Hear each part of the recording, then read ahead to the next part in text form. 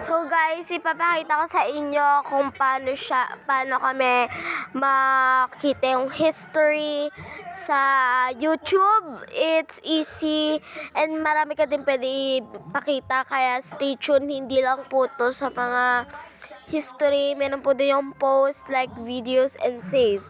Ganito po yan. Syempre pupunta po tayo ng YouTube.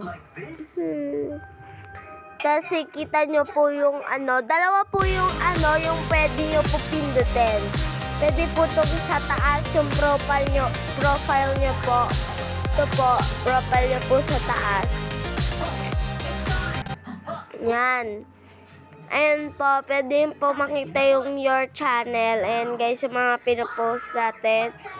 Ayan, tas yung mga ganyan-ganyan na mag-a-add ka ng account mo, yan.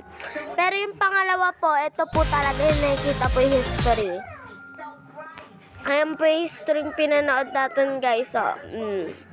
Nanonood pa adding ko eh. Tapos ito po yung mga nilike na videos. Ito guys, yung mga like videos. Tapos, ito po yung watch later. Yan, yung gusto nyo panoodin mamaya.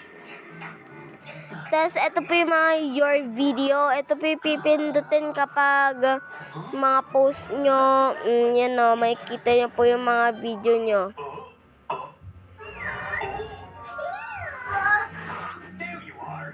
Guys. Ito po guys yung your movies, yung pwede ka pa bumili ng movies mo sa browser.